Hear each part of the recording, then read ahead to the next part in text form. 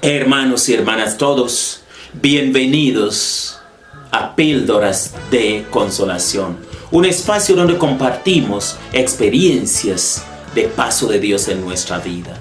Estamos todavía en este primer segmento donde hablamos de la misericordia de Dios.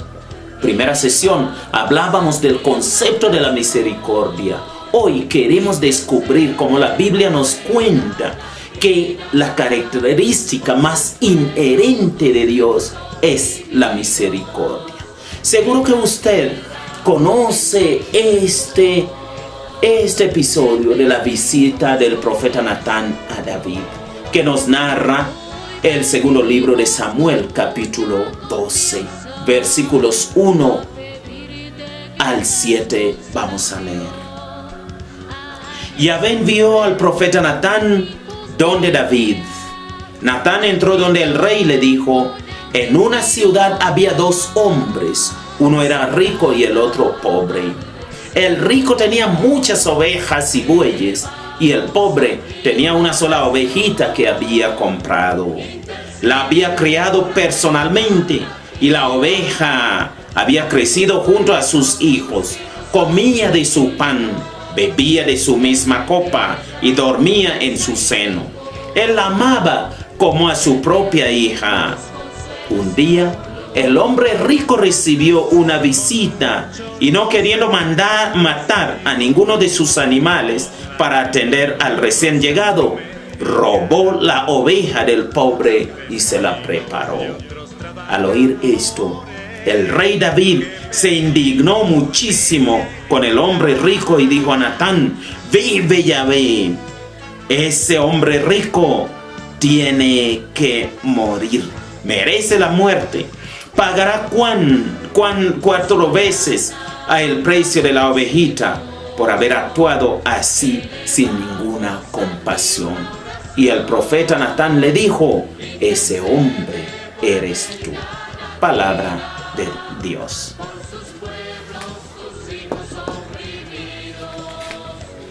Es una de las narraciones más bonitas sobre la misericordia de Dios en la Biblia. ¿Qué hay detrás de esta visita de Natán? ¿Por qué el rey David es ese hombre rico?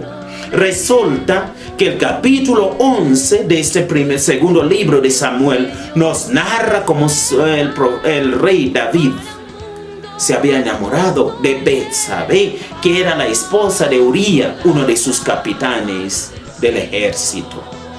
Se acostó con ella y, para poder esconder su pecado, mandó a matar a Urías. Entonces el profeta Natán le echa en cara su propio pecado. Pero lo más bello de este episodio no es solamente que le muestra su pecado, sino que también le narra primeramente las bendiciones que Dios le había dado a él como rey, y cómo su pecado básicamente ofusca las bendiciones de Dios. El rey David reconoce su pecado. En la Biblia, el profeta Jeremías nos cuenta cómo el pueblo de Israel una y otra vez se alejó de Dios, y Dios invita siempre. Capítulo 3, versículo 12 de Jeremías: vuélvete, apóstata Israel, no te miraré con ira, no te guardaré rencor para siempre, porque yo soy misericordioso. El profeta Isaías, en el capítulo 55, versículo 7, nos dice la única condición para beneficiarnos de la misericordia de Dios es abandonar nuestros malos caminos. Dice: abandone el camino del pecado, abandonen sus pensamientos perversos, vuelvan al Señor nuestro Dios, que es generoso para perdonar, y recibirán misericordia.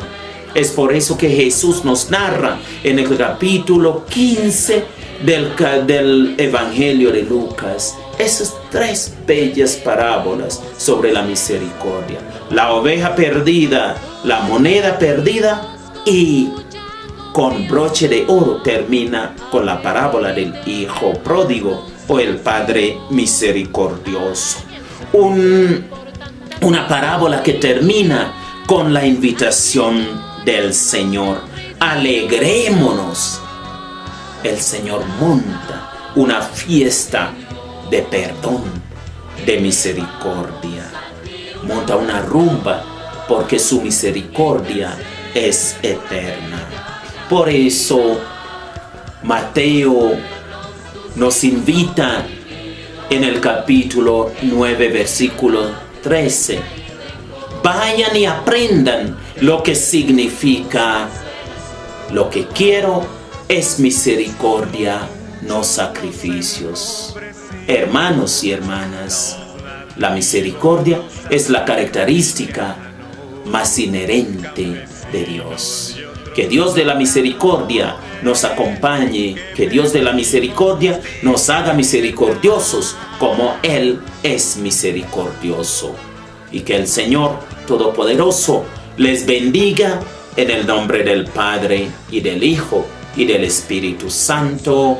Amén.